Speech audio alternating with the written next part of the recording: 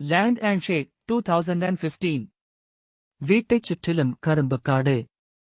தினமும் கரும்புத் தொகையை தீ வைத்து கொளுத்திவிட்டு கரும்பை வெட்டி கூலி வாங்கும் மக்கள்.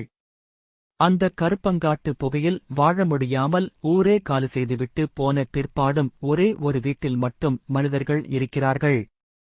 அதுவும் உயிருக்கு ஆபத்தான சூழலில். காட்சிகள் நகரவில்லை.